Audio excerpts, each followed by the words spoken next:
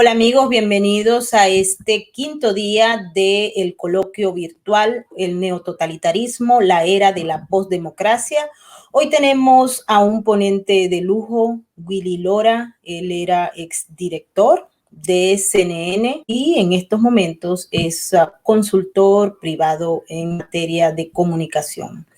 Su exposición va a estar basada en la imposición de la narrativa a través de los medios y las redes. Él es uno de los ponentes que tiene mayor conocimiento sobre este fenómeno de la imposición de las narrativas que se está viviendo a lo largo y ancho del continente. Así es que antes de darle la bienvenida, quisiera pedirles a todos los que están viéndonos en estos momentos que se activen en nuestro super chat. Recuerden que sus mensajes, opiniones y comentarios son muy importantes para nosotros, así como también los likes. Bienvenidos todos y bienvenido Willy, de verdad que para nosotros es un placer siempre tenerte. Bueno, gracias por la invitación, como siempre, para mí es un placer compartir contigo y tu audiencia temas tan importantes. Willy, adelante con tu exposición. Bueno, como decías tú hace un momento, vamos a hablar de lo que es la imposición de las narrativas y cómo los medios de comunicación y las redes sociales han tenido un gran impacto en esto. Yo quiero comenzar con unos temas específicos, o sea, ¿por qué se crean las narrativas? Obviamente las narrativas se crean para cambiar pensamientos, ideologías, tener un impacto a nivel empresarial, pero básicamente, y quiero concentrarme en esta exponencia, en el tema político, que es el que de cierta manera nos interesa más y es el que está teniendo más efecto el tema de la narrativa y cómo se maneja la narrativa dentro de las redes. Y quiero tocar varios ejemplos para entender la magnitud de lo que puede ser una narrativa bien estructurada, una estrategia de comunicación estructurada. Y el primer ejemplo que le quiero poner fue lo que vivimos con el ejemplo del presidente Donald Trump y la colusión rusa. ¿Cómo sale esta narrativa? Esta narrativa sale porque simple y llanamente la candidata en ese momento, la secretaria Clinton, decide de que con las conexiones que ella tenía dentro del mismo gobierno de Estados Unidos, dentro de las agencias y demás, hicieron un reporte o contrataron una oficina de abogados que le hiciera un reporte basado en información que era altamente falsa, que era mucho innuendo, que no era cierto, en su gran mayoría se contratan una oficina de abogados en Washington que le haga un reporte trabajando con un ex agente de la inteligencia británica y otros agentes de inteligencia rusos, crean este informe y este informe lo filtran de una manera deliberada a ciertos periódicos y medios en Estados Unidos, a ciertos congresistas en Estados Unidos y obviamente también lo filtran y lo pasan al FBI, al Departamento de Justicia, con un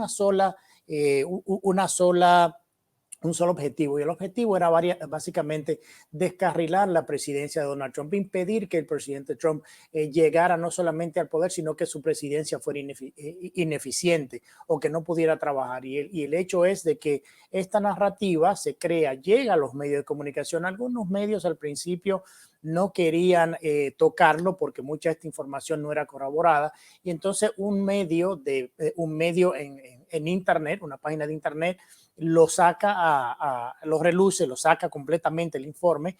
¿Y qué pasa? Todos los otros medios grandes que no querían tocarlo se abocaron y entonces le estaban dando crédito a este medio de internet por haber sacado el informe. Y esto trajo, como todos sabemos, la consecuencia de una investigación de más de 3 años, millones de dólares invertidos, una división más parcialización y división en el país. O sea, los efectos todavía de esa colusión que nunca sucedió, la estamos viviendo. Y mucho de eso tuvo que ver cómo los medios se manejaron, cómo colaboraron con el Partido Demócrata, colaboraron con la campaña de Hillary Clinton, colaboraron con las agencias del gobierno, el Departamento de Justicia, el FBI, para empujar esta narrativa hasta el punto de que la investigación que hizo el fiscal independiente en ese momento decidió de que no era cierto y que ningún americano, ningún ciudadano americano había colusionado con los rusos, para que el presidente Trump ganara las elecciones. Entonces, eso fue una narrativa que tuvo un peso político muy grande en Estados Unidos, que tuvo una participación también muy importante en la polarización que estamos viviendo hoy en el país. Fue lo que también dio a colisión de que el presidente Trump tuviese una posición tan confrontativa con los medios, tan confrontativa con el Departamento de Justicia, con el Partido Demócrata, porque desde el principio se dio cuenta de que había montado esta narrativa para crear una investigación y tratar de descarrilar su presidencia. Yo creo que dentro de las últimas narrativas que hemos visto, esa ha sido la de mayor importancia, porque obviamente lo que se buscaba era sacar o impedir de que el expresidente Trump tuviese una presidencia saludable, que pudiera trabajar, sino que era porque como había ganado las elecciones cuando los medios le habían dicho al mundo que no existía una posibilidad remota de que el presidente Trump llegara a ser presidente, bueno, ganan la presidencia y quedan completamente desacreditados. Entonces yo creo que mucho de esta colusión que hubo entre los medios de comunicación, el Partido Demócrata y las agencias de gobierno para llevar esta narrativa falsa al punto que se llevó, es un ejemplo muy claro de la efectividad que pueden tener estas estrategias de comunicación que hacen los partidos políticos utilizando agencias del gobierno cuando quieren hacer un daño de esta magnitud. Yo creo que ese es un caso que va a pasar a la historia bien estudiado de cómo se utilizaron recursos millonarios y se infiltró información a los medios y agencias para poder descarrilar una presidencia en Estados Unidos. Eso va a ser un caso de estudio. El otro caso que le quiero también comentar de que se utilizó una narrativa muy, muy dañina fue en el caso del juez Kavanaugh, del juez de la Suprema Corte. Como recordarán, fue en su proceso de confirmación en el Senado, en el Comité Judicial, se cuestionó mucho las acusaciones que vinieron de que este juez había sido que había violado sexualmente a varias chicas en su tiempo en la escuela y que él participaba de fiestas de violaciones sexuales y todo eso. Esa es una narrativa que sale de los enemigos políticos, se le filtra y se traen testigos a una audiencia que no recuerdan, que no saben, que no se acuerdan, pero crean una narrativa y en ese momento político también en el cual los medios todavía seguían enfocados en tratar de sacar al presidente Trump a como diera lugar, hicieron eco mucho de esto, hicieron investigaciones, pero esto era diario, a diario, a diario. Y eso también contribuyó mucho a la polarización que vivimos hoy. O sea, todas estas narrativas y todos estos intentos que se hicieron en ese momento, de lo cual yo voy a hablar en el día de hoy, mucho ha tenido que ver con la polarización que vivimos en el país hoy, donde hay un grupo de personas, la mitad de un país o más, que no creen en las instituciones, que no creen y han perdido toda la credibilidad en los medios de comunicación porque se han hecho eco de narrativas políticas que han venido solamente a ser demostradas como que han sido muy falsas. Entonces yo creo que es interesante entender y ver a veces de dónde vienen estas acusaciones, qué mucho se ha hecho en investigar la realidad de estos temas. Entonces yo creo que ese fue otro de los casos importantes que va a llegar a ser estudio porque todos vivimos en televisión el momento difícil de este juez en el cual lloraba frente a su familia y le expresaba lo difícil que era servir para el país cuando un partido político se dedicaba a difamar a una persona sin fundamento apoyados de los medios de comunicación. Yo creo que eso también va a pasar a la historia.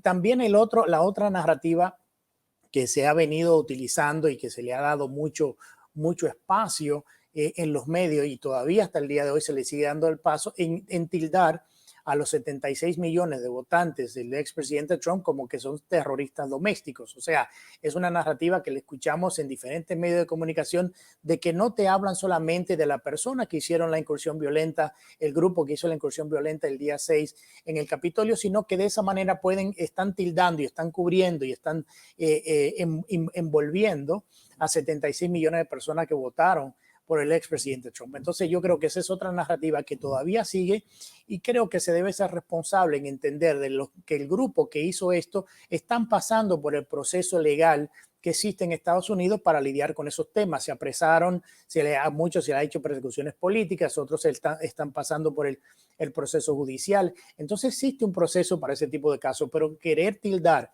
a 76 millones de personas como terroristas domésticos, yo creo que es una vergüenza a nivel nacional y que los medios se hayan hecho eco también de ese tipo de narrativa es muy peligroso porque, como dije hace un momento, estas narrativas siguen contribuyendo a la división y a la polarización del país, lo cual el presidente actual habló en su primer discurso y ha mencionado tanto el tema de la unidad. Lamentablemente, muchas de las cosas que salen, inclusive de la misma Casa Blanca, del mismo discurso que dio su primer discurso al Congreso, que ha sido de una manera muy divisoria. Entonces yo creo que la narrativa viene definitivamente a seguir polarizando y creando la división a nivel nacional.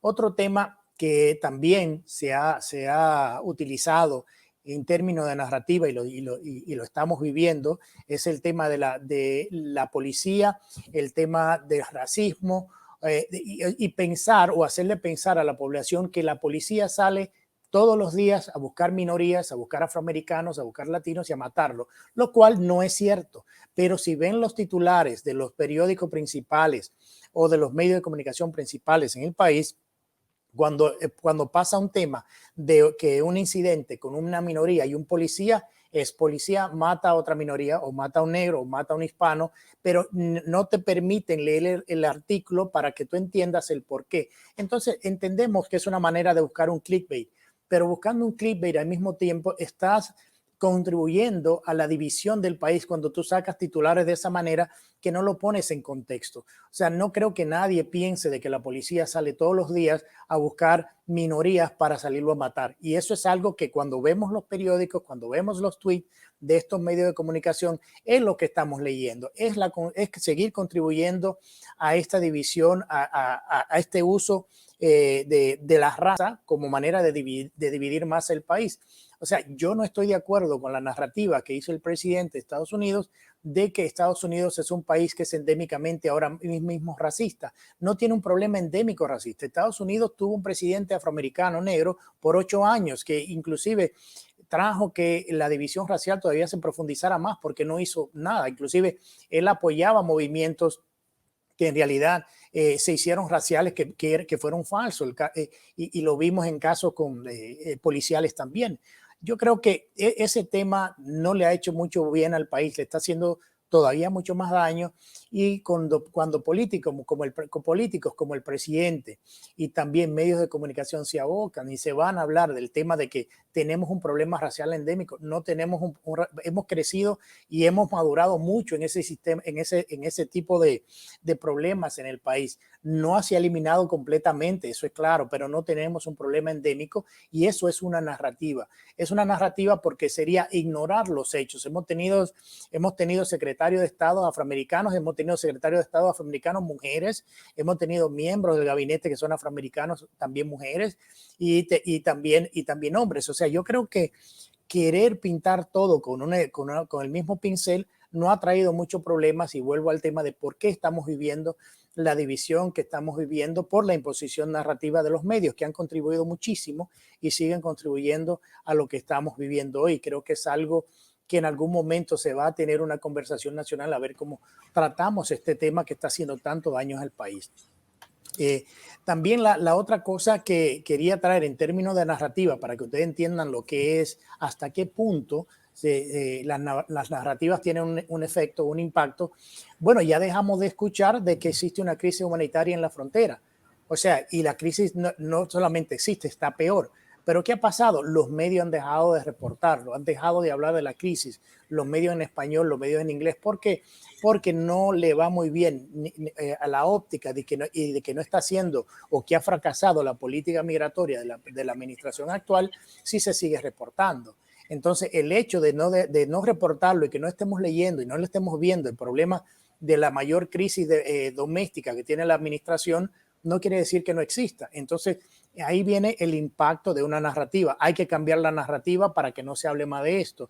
Tenemos que hablar de Georgia. Tenemos que mandar al Departamento de Justicia a hacerle un allanamiento a Giuliani para que tome los titulares de la prensa. O sea, cómo cambiamos la narrativa para que el gobierno no se vea mal en una política fallida migratoria que ha tenido, que ha sido completamente un desastre. Entonces yo creo que responsablemente nosotros tenemos que hacer las preguntas pertinentes, tenemos que tener el pensamiento crítico y poder cuestionar al gobierno o a los políticos cuando están poniendo narrativas que muchos de nosotros sabemos que no ayudan para nada ni tienen un efecto positivo, al contrario, tienen un efecto muy negativo, tienen un efecto muy polarizador en el país y lo estamos viviendo cada día. Lo mismo con el tema el otro tema que le iba a tocar de narrativa es el tema del COVID-19, es el tema de la vacuna, es el tema de la distribución. O sea, el presidente actual entra y llega y habla de que por él hay vacuna, por él hay distribución, sin pensar de que todos sabemos de que cuando él llegó ya tenía vacuna, ya teníamos vacuna y teníamos medio de distribución de vacunas, teníamos una operación que había dejado la administración pasada. Ahora, de que él haya invertido más y que haya habido mayor producción por la empresa privada y los laboratorios privados para crear más vacunas y tener mayor distribución, eso es otra cosa. Acordémonos que los gobiernos, por lo menos estos gobiernos ahora con esta pandemia, no tienen laboratorio, no crean vacunas y los temas de distribución lo están manejando los militares conjunto con la empresa privada. Entonces tenemos que leer y entender que es lo importante que es para nosotros educarnos en estos temas para que no nos pasen este tipo de cosas como estas narrativas de que todo ha salido mejor a partir del 20 de enero. Eso no es cierto. Encontraron un camino hecho, lo han aprovechado y han tenido que trabajar en eso porque ganaron las elecciones. Entonces yo creo que tenemos que ser en ese sentido más exacto. Lo mismo con el tema de la mascarilla, de la desinformación, la falta de comunicación estratégica clara, que si puedes o no puedes usar mascarillas, que el tema de la narrativa de la Casa Blanca es que puedes ya salir y tener barbecue y estar con tu familia si ambos están vaccinados, no hay problema. Sin embargo, el presidente va a dar un discurso al Congreso con varios congresistas y senadores donde todos están vacunados y todos tenían vacuna. Entonces, un mensaje, una narrativa que pierde credibilidad por los hechos que están haciendo en la Casa Blanca. Entonces, es lo importante del tema de la narrativa que está moldeando la opinión nacional, la opinión colectiva. Y por eso es que muchos de los políticos, los partidos políticos, los presidentes, ministros, utilizan estos medios para llegar a las masas que saben muy bien que no están lo mayormente informados para tomar este tipo de decisiones, para cuestionarlo, para rechazar argumentos y narrativas. Yo creo que estos foros son muy importantes para que nosotros podamos tener este tipo de discusión y enterarnos de las cosas que están pasando.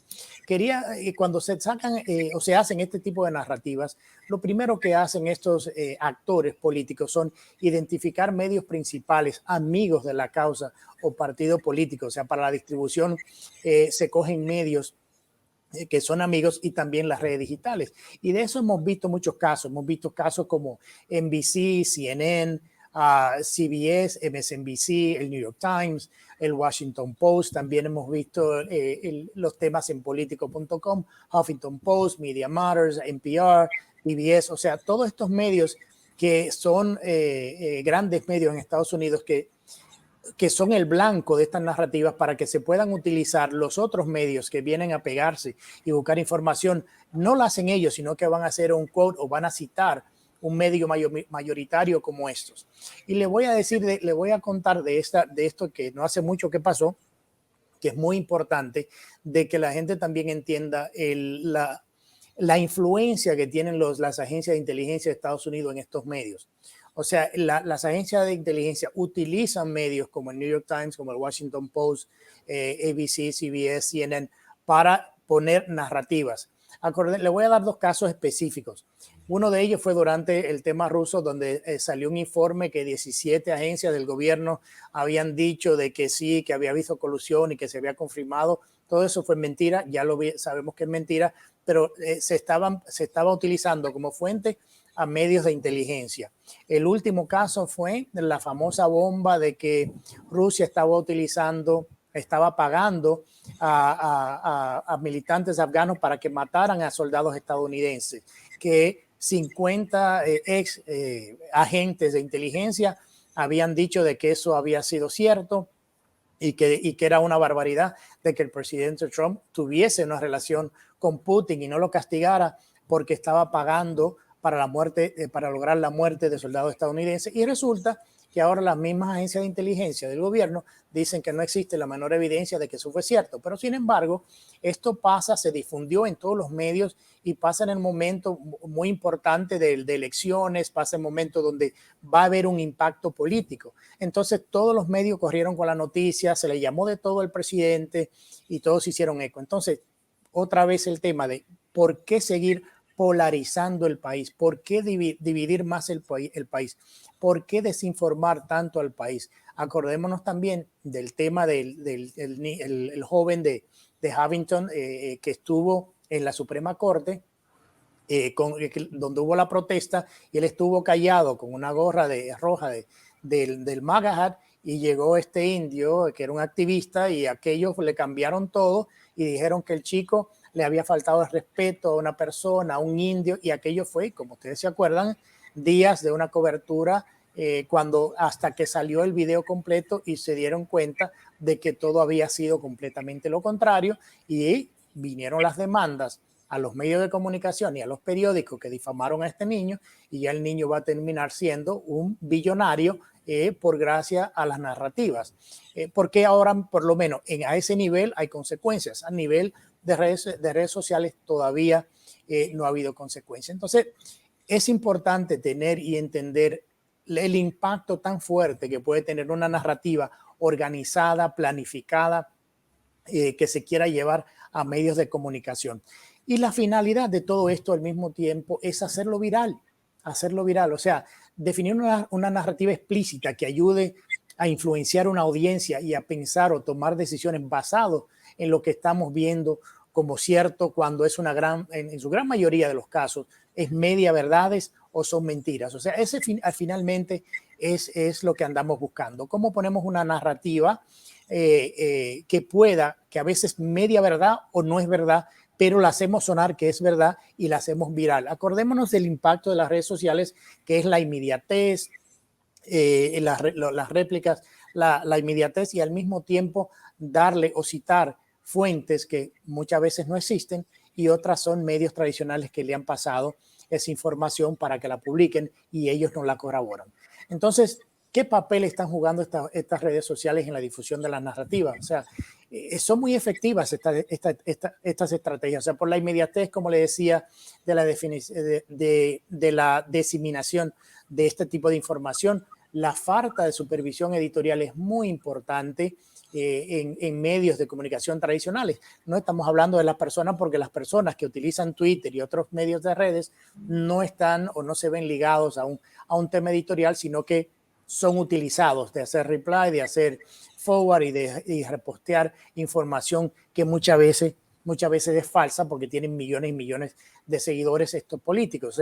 También no existe el control de cómo podemos manejar el tema de la noticia falsa. O sea, la mayoría de la población no tiene una guía de cómo manejar las noticias falsas, sino que, como decía hace un momento, la estamos leyendo.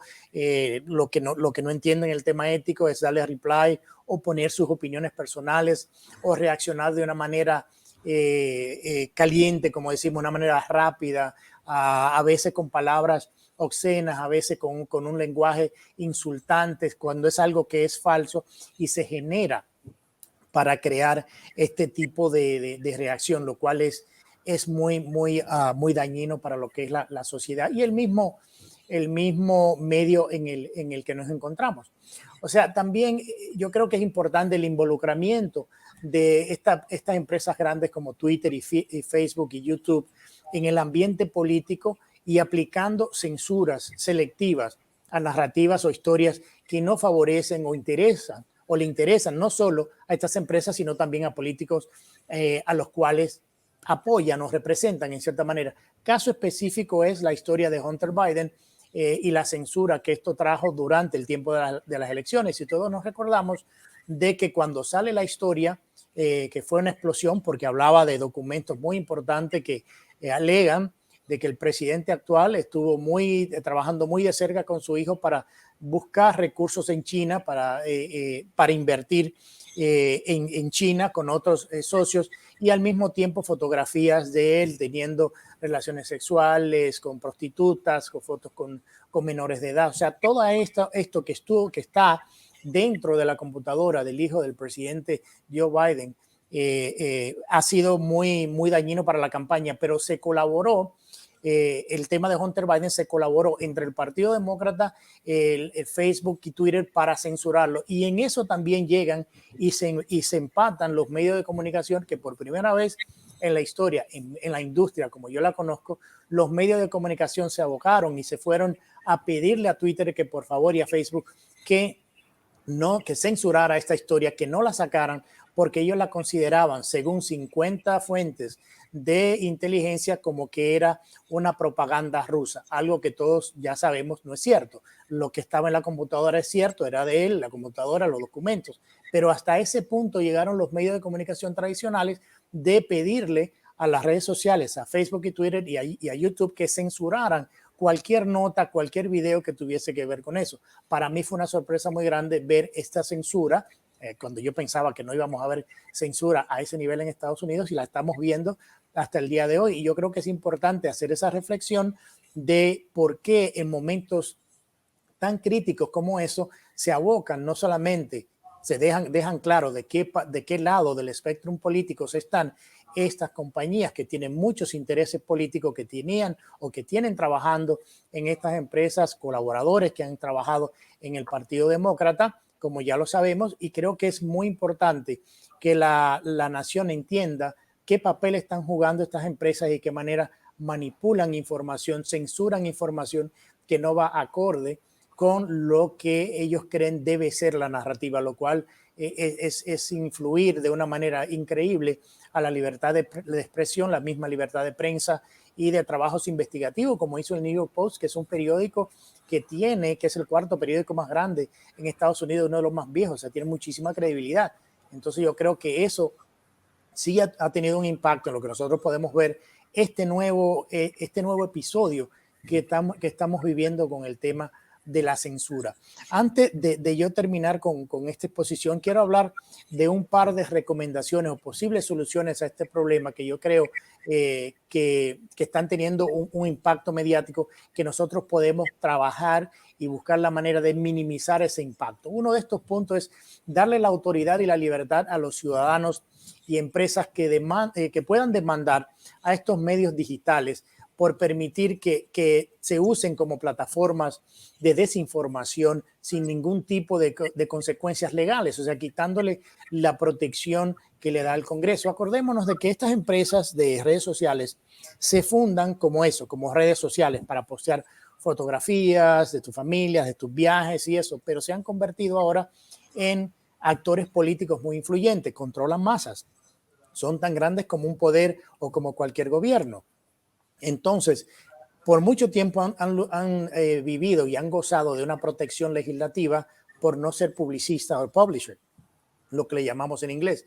Yo considero que eso es algo que se debe de regular. Tiene que existir cierta responsabilidad cuando usted, utilizando su empresa, aunque sea privada, tenga un impacto dentro de un ambiente político en un país X, no solamente en Estados Unidos, en cualquier país. ¿Por qué? Porque te utilizas tu herramienta o tu empresa que tiene una influencia monstruosa en las opiniones de las personas para desinformar, para censurar. Entonces, si vas a tener y vas a poner tu empresa a que se maneje de esa manera, yo considero de que también los ciudadanos y empresas que sean afectados por el tipo de censura y narrativa falsa que salen a través de estos medios, a través de estas redes sociales, tengan consecuencias legales, que puedan tener la responsabilidad de que si van a publicar una información, tenga la suficiente responsabilidad de apoyar esa información para que no vaya o no termine no solamente desinformando, sino haciéndole un daño a una persona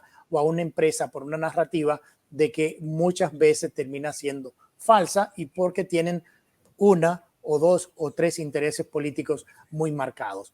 Lo otro el otro punto que quería también comentarle en esto de las posibles soluciones, es invertir más en la educación a la ciudadanía sobre los peligros del uso de narrativas para influenciarles en toma de decisiones importantes sobre su vida personal y política. O sea, mucho de lo que hemos hablado en otro foro que yo me ha tocado comentar es que lamentablemente los gobiernos, no solamente en Estados Unidos, sino también en la región, sus presupuestos de educación son muy bajos y la calidad de educación son muy bajos. Entonces yo creo que mucho de lo que estamos viendo va a minimizar el impacto si la población se educa más, si la población tiene más acceso a información, si la población entiende estos conceptos de narrativas políticas, de lo que son utilizando medios de comunicación para cambiar o llevar una ideología o una narrativa diferente. Yo creo que es muy importante que la población se eduque en términos no solamente políticos, sino en varias áreas, para que cuando salga este tipo de información pueda o ejercer una opinión informada o ejercer un voto informado. Yo creo que eso es clave para lo que podría ser una posible solución. Y por último, uno de los muchos temas, pero quiero dejarlo con este último, es que se debieran crear más foros públicos para discutir estos temas, o sea, esto que estamos haciendo, darle a la ciudadanía herramientas para que puedan identificar o distinguir lo que es una narrativa mediática creada en comparación a una historia importante verificada. Yo creo que existen, o sea, tenemos herramientas importantes que estamos usando en nuestros medios que ayudan un poco a minimizar el impacto de estas noticias falsas y esta narrativa falsa, pero yo creo que se deben de crear foros no solamente nacional, sino también internacional, en lo cual se le expliquen estas herramientas a la población, a los mismos medios de comunicación, crear conciencia de la responsabilidad social que tenemos como medios para educar a la población y que puedan estar mejor informados y tomar mejores decisiones. Yo creo que si aplicamos estos puntos y comenzamos a trabajar en base a esto, podemos tener todavía medios más responsables, ciudadanía más y mejor informada y fortalecemos mucho más la democracia en la que vivimos muchos países. Y con eso quería ya culminar esta intervención mía. Quiero agradecerte porque la verdad es que hiciste una exposición que incluye desde el problema número 1 hasta una solución posible. Quiero iniciar el diálogo con una extrapolación de lo que tú planteas al siglo XX, específicamente a un país llamado Venezuela, que anteriormente tenía medio sistema productivo, una democracia que no era perfecta, pero que era perfectible. Y pues teníamos en el fondo un sistema que, si bien era tercermundista, no es lo que hay hoy en día. Cuando Hugo Chávez irrumpe y desde las armas quiere apoderarse del poder político, tumbando a Carlos Andrés Pérez, eso fue a principios de la década de los 90, los medios de comunicación y algunas voces políticas impulsaron la figura de un golpista, de un hombre que no respetaba las reglas. Los medios empezaron a ensalzarlo, a venderlo como un héroe. Y a posteriori, cuando él decide que no puede obtener el poder político a través de un golpe, él se va ya una vez con una estrategia bastante clara por las urnas y se realizan unas elecciones que él gana con apoyo de los medios de comunicación y con apoyo de lo que se consideraba para la época los grandes monopolios económicos. Es decir, a Hugo Chávez lo apoyó la empresa privada, lo apoyaron los medios de comunicación y muchos partidos políticos que hoy en día están desahuciados o inexistentes. Pero los medios jugaron un rol fundamental. Cuando Hugo Chávez llega al poder, ya tiene una preponderancia no solamente a nivel nacional, sino que con la ayuda de Castro y de todos los que estaban en ese grupo que posteriormente se llamó el Eje del Mal, empezaron a utilizar todas las estrategias comunicacionales posibles y que el mismo Hugo Chávez tenía una calidad de comunicar a los grupos que a ellos les interesaban bastante importante y que le ayudó. Pero todos los medios fueron prácticamente cómplices del proceso. Lo empujaron, callaban a las otras voces, silenciaban a los opositores, generaban información muchas veces falsa de lo que podía perjudicar a Hugo Chávez. ¿Cuál fue el resultado?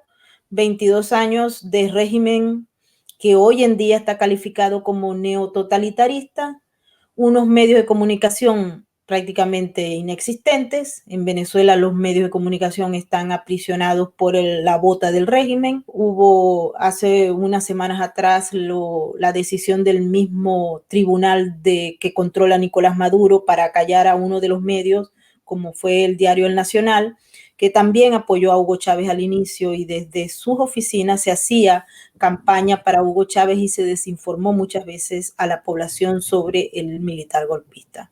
Pero bueno, ahora está obligando prácticamente el tribunal a pagar a Diosdado Cabello millones de dólares. Pero tomando en cuenta esto, no nos queda la menor duda que, en conclusión, en Venezuela los medios apostaron a un cambio, a un militar chavista, a sabiendas de que era antidemocrático y que tenía un proyecto totalitario. Y sin embargo lo hicieron porque ellos creían, los medios, que podían controlar a Hugo Chávez y a sus aliados. Ellos tenían la firme convicción de que realmente los medios de comunicación pueden controlar al poder político. Y en el caso de Venezuela se demostró que no fue así. Y posteriormente esa estrategia se afila, se perfila y se pone en práctica en muchos otros países. Y luego, ya en la última década, se observa que hay una línea de comunicación directa y los medios de comunicación en España hacen lo mismo en Argentina, en Brasil, que es un tema importante, Willy, que quiero que te dirijas a ese aspecto, porque están satanizando a Bolsonaro. Independientemente de las políticas que se tomen o no se tomen, hay una satanización absoluta a la figura de Bolsonaro. Todo lo que hace y lo que no hace, y le crean información falsa. O sea, es lo mismo que ocurrió aquí con Trump y el apoyo a Lula da Silva, por ejemplo, que acaba ahora de ser perdonado por el sistema jurídico y va nuevamente por la presidencia. Pero en el fondo yo veo la misma estructura. No es que los venezolanos vengamos del futuro, que yo creo que a veces sí venimos, somos una especie de, porque donde olemos, ahí sabemos que están metidos. Claro. Todos los que tenemos conciencia, obviamente, porque hay otros que andan por ahí por la vida y 22 años de dictadura no les sirvió para nada. Pero hay unos que sí huelen y sí saben por dónde van los tiros. Entonces quiero que me analices eso, porque pareciera que al principio era un ensayo, y en Venezuela se dio a la perfección. Sí. Pero ya a posteriori es una estrategia que se utiliza siempre, como dicen los gringos, over and over and over, y está dando resultados. Adelante. Claro, por eso, porque creo que está muy excelente tu análisis, porque ha dado resultados, es tan simple como eso. O sea, ¿qué pasa? Yo me acuerdo, yo conozco a Hugo Chávez cuando era presidente electo la primera vez. Él llega a Washington y yo lo recibo porque íbamos a hacer una entrevista con él y hablamos como por 1 hora y media. Y en ese momento él era un presidente acabado de elegir, y él estaba muy agradecido con los Estados Unidos, con la relación que tenía, que esperaba hacer todas estas cosas, y tenía un discurso, una persona de un discurso muy amigable, era una persona que bien, como le llaman en inglés, likeable, una persona que bien fácil de llevarte con él. Pero después inmediatamente se comenzaron a ver esos cambios y ya sabíamos a dónde íbamos. Entonces, ¿qué pasa con los medios? ¿Qué pasó con los medios? En ese momento pasa lo que estamos viendo, lamentablemente, es una película que le estamos viendo en Estados Unidos, que los medios, como tú decías, pensaron de que lo iban a controlar, y obviamente él le vendió a ellos que no se iba a meter con ellos, que le iba a dar no solamente la libertad, sino que iba a apoyar con dinero a estos canales en temas de lo que ponían de inversión por parte de la cartera de gobierno. O sea, todo eso se habló y lo vieron y lo apoyaron como una mejor opción. Y obviamente le fallaron los cálculos, porque hemos visto dónde han llegado. Lo mismo ha pasado en España. Y es increíble, porque yo estoy ahora en este lado del mundo y puedo ver cómo en España los medios de comunicación han hecho un trabajo tratando de mantener no solamente a la izquierda, el gobierno de izquierda del presidente español, y de la manera que apoyan y empujan al candidato ex vicepresidente de España para lo que es la gobernación de Madrid. Da miedo porque, como tú decías, con el mismo tema de Bolsonaro, de que todo es ultraderecha.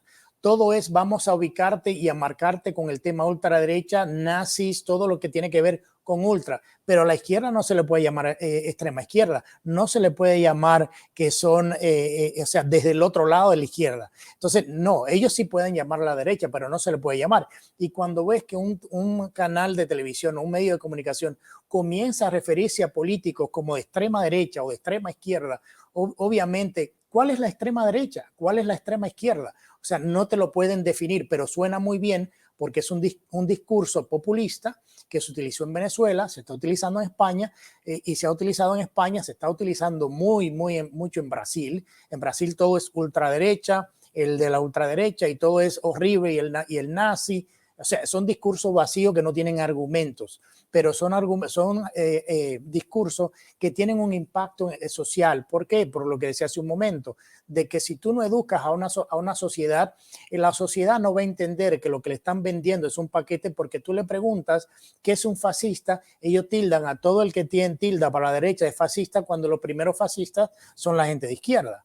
Entonces, si tú no entiendes esos conceptos, le pueden llamar fascistas a todo el mundo y te lo van a creer. Entonces yo creo que mucho tiene que ver con la educación y mucho tiene que ver cómo se prestan los medios sociales y los medios de comunicación para proyectar este tipo de discurso.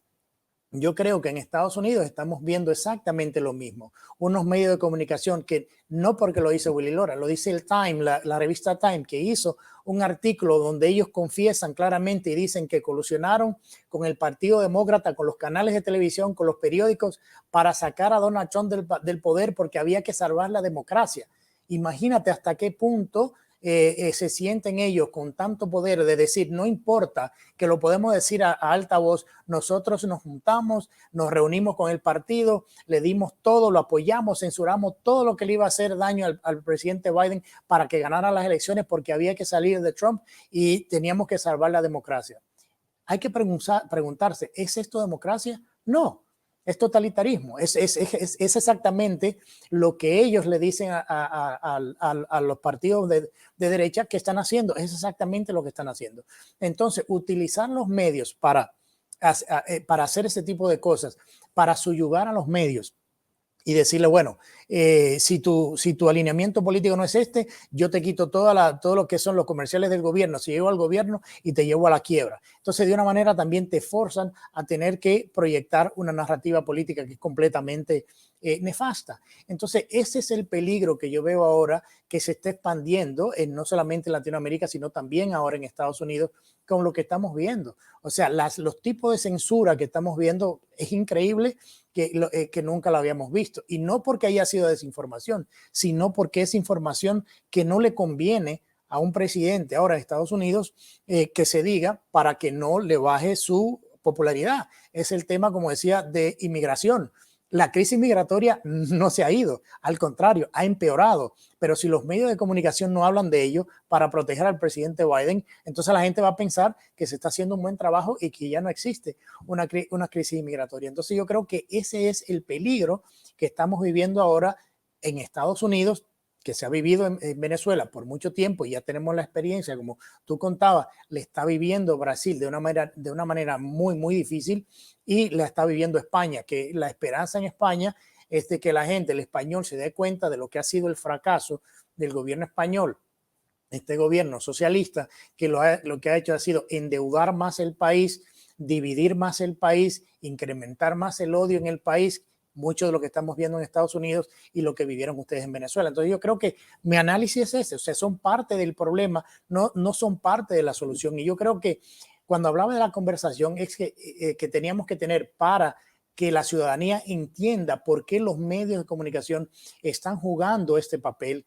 Es importante que se tenga, porque el trabajo de un medio de comunicación es utilizar esa herramienta para educar de una manera responsable a una ciudadanía que pueda estar informada, que pueda ejercer un voto con la información necesaria, no que te lleven o que te encarrilen a que vayas a votar o a tomar una decisión porque yo te digo que eso es lo que tienes que hacer. Y ese es el gran problema que estamos viviendo. En el análisis que estás haciendo es importante entender cuando estas grandes corporaciones desean silenciar o crear falsa información para mantener a alguien a favor. Por ejemplo, me quiero ir a Perú. Dentro de unos días va a haber las elecciones, prácticamente el 6 de junio va a haber las elecciones presidenciales en Perú. Allí está un panorama que sorprende y preocupa. Por un lado está Pedro Castillo, que es un representante de la izquierda, se autodenomina marxista maoísta y tiene un amplio repertorio de pruebas que señalan que él está en el marco del socialismo del siglo XXI, hoy en día Grupo de Puebla, progresismo, como lo quieran llamar. Yeah. Y por otro lado está Keiko Fujimori, que es una candidata que tiene un peso de plomo en el ala porque es hija de Alberto Fujimori, que está arrestado por 25 años por delitos de violación de derechos humanos y otros más como corrupción, etcétera. Y pues ella misma ha estado señalada por eventos de corrupción vinculados a Odebrecht. Un liderazgo bastante limitado. Por un lado Keiko, por otro lado un representante de la izquierda maoísta marxista. Y ya hemos visto. ¿Qué hacen los medios? En los primeros sondeos que se dieron a conocer ya en el mes de abril, se hablaba que Pedro Castillo estaba por encima 21% de Keiko y que todo marcha hacia un socialismo en Perú. La otra banda, o sea, los grupos de Keiko no consiguen dónde dar su información, es decir, cómo comunicarse con los otros, porque hay una especie de silencio y está prácticamente sentenciada al claustro. Okay. Cualquier parecido con lo que ocurrió en los Estados Unidos en las elecciones del año pasado y posteriormente lo que vino antes de la toma de posesión de Joe Biden, no es mera coincidencia. Ahí hay más o menos una misma estrategia que se utiliza. Claro, silencio al contendiente, este no va a tener por dónde comunicarse y por tanto no existe desde el punto de vista de la opinión pública, porque lo eliminan e imponemos a otro que es el de nuestros intereses. Claro. Los intereses son a favor del país, no nos importa, ese es el nuestro. Yeah. Los intereses, ¿qué es lo que buscan esos intereses? Entonces, cuando tú te buscas y te preguntas qué es lo que hay detrás de todo esto, te consigues que hay grandes monopolios económicos que están en la búsqueda, ya no del poder político, porque realmente a ellos el poder político no les interesa ejercerlo como per se, sino tener peones que ejerzan el poder político por ellos y que les permitan apropiarse de todo lo que ellos deseen. En el caso de Perú, pues de las riquezas que ese país tiene. Entonces, mi pregunta y mi reflexión, más que pregunta porque tú no tienes respuesta clara, es, Willy, ¿cómo se logra concientizar a la gente? En Perú no hay mecanismos de educación y pareciera que todo este proceso está tan bien armado que es muy difícil romperlo con una estructura educativa. Te vas a los Estados Unidos y es igual. En el caso de Nueva York, la educación desde la primaria hasta el high school y las escuelas universitarias están todas en el mismo embudo progresista y aquel que piense diferente o no pasa los exámenes o no te gradúas y si te quieres graduar tienes que ir a la corte a pedir una audiencia, una cosa, a ver si logras ganar, pero en el caso de Nueva York hay varios casos que no han podido ganar y no se pueden graduar. Pasó, bueno, han tenido éxito algunos que han apelado en el caso de la Universidad de Harvard, etcétera, pero es un embudo progresista de izquierda que no te permite simple y llanamente moverte, es muy estrecho el margen. Sí.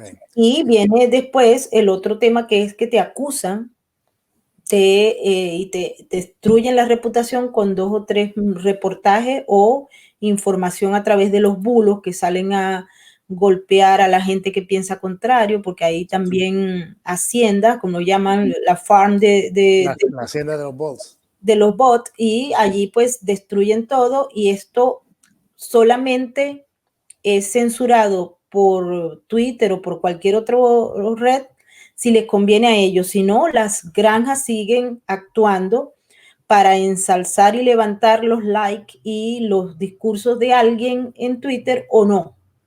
Entonces, todo está previamente elaborado en base a un esquema en el que el ciudadano común prácticamente no tiene cómo pelear, no tiene cómo expresarse, no tiene cómo ir en contra o cómo educar. Y aquellos educadores que quieren educar contrariamente, pues son exterminados. Claro.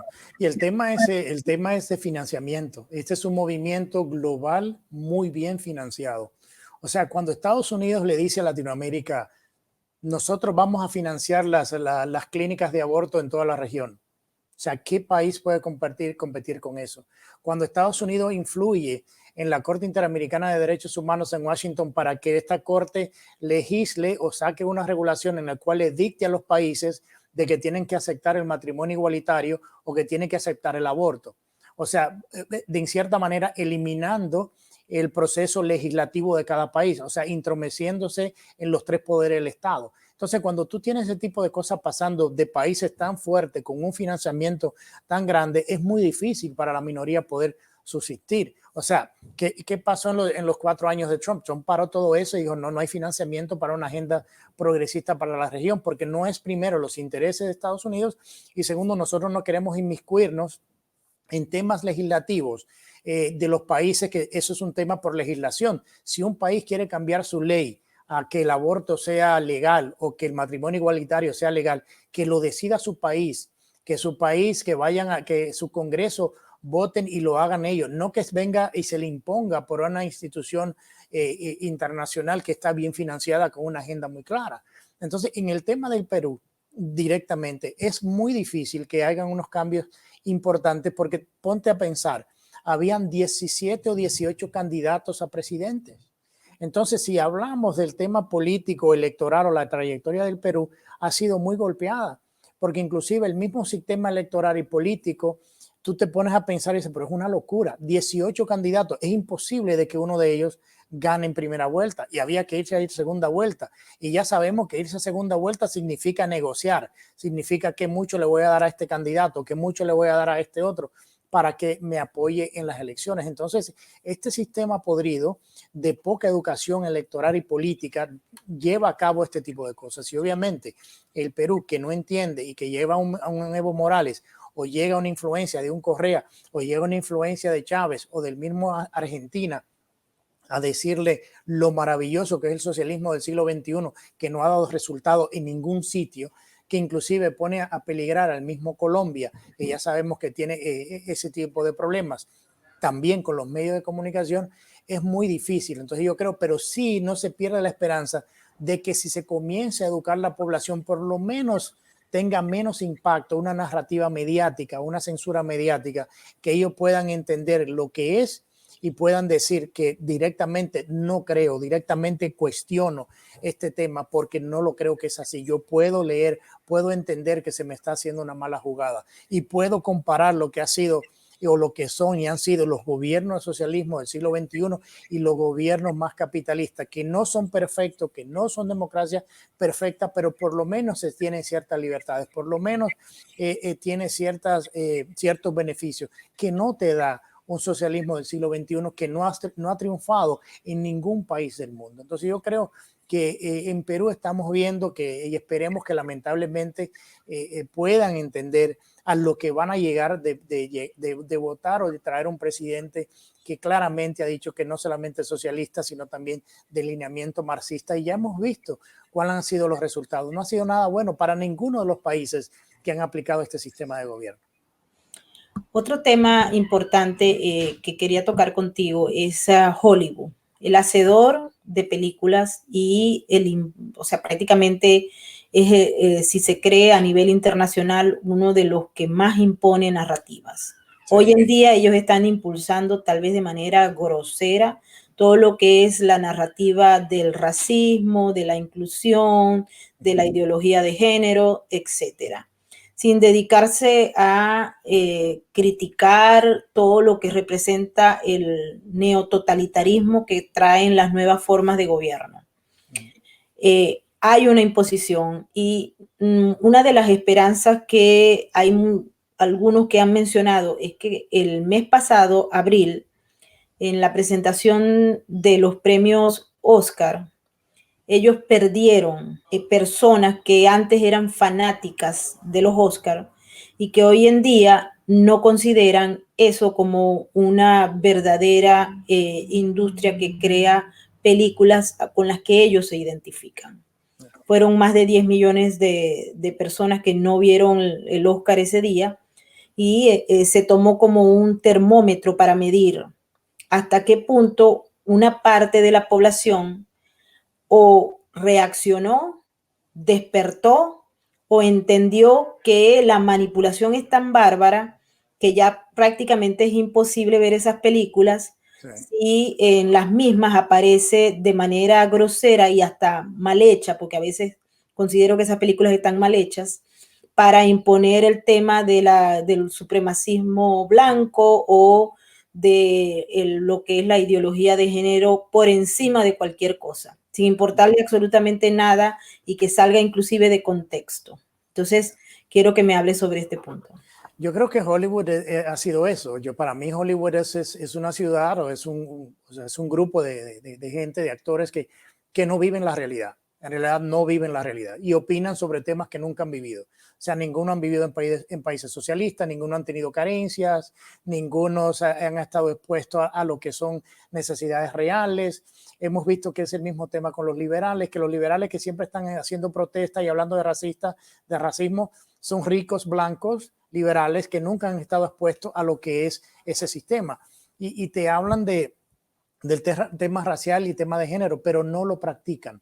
O sea, utilizan las películas como lo que veníamos hablando para exponer una narrativa que ya la gente se comenzó a dar cuenta que es falsa, que es una falacia y por eso se le cayó y se le derrumbaron los ratings al evento. Lo vio menos de la mitad de lo que lo vio el año pasado porque la gente ha podido entender y darse cuenta de que el Hollywood es algo que está completamente fuera de lo que es una realidad en el país. Están en una burbuja en lo cual ellos proyectan este mundo que no existe, que no es real, y querer imponérselo a los demás cuando ellos mismos no los practican. Entonces es una cosa que tú dices, bueno, pero ¿de cómo viven? Viven en una burbuja.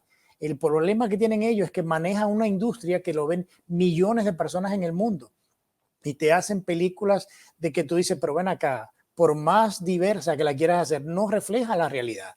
O sea, no es la realidad. Es como el tema de las líneas aéreas, algunas de ellas que salieron diciendo que, bueno, para el año que viene ellos tienen que tener la misma cantidad de pilotos blancos como negros y mujeres, como si al que se va a montar un avión le importa de qué color o de qué género es el piloto, si lo que le importa es que el piloto sea capaz, eficaz y tenga la experiencia suficiente para llevar 100 o 200 personas de una manera segura del punto A al punto B. Yo no creo, y como he hablado con fuentes dentro de las líneas aéreas de lo incómodo que es este tema para ellos, porque lo pone y pone al público en peligro, porque están forzando a salir de buenos pilotos para traer pilotos que lo tienen que entrenar de manera rápida para poder cumplir con unas metas que se pusieron del año pasado de tener la misma cantidad de pilotos, poniendo en riesgo la seguridad de los otros por cumplir con una cuota. Yo creo que eso también es muy peligroso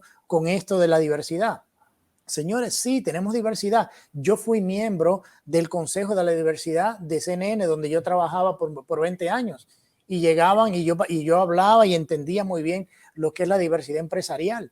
Y un día llegaron a hacerme una entrevista. Y cuando me preguntaron, es una anécdota muy interesante porque enviaron un camarógrafo y productor a hacerme una entrevista para un video interno y me preguntan que si yo creo en la diversidad. Y digo, sí, completamente yo creo en la diversidad.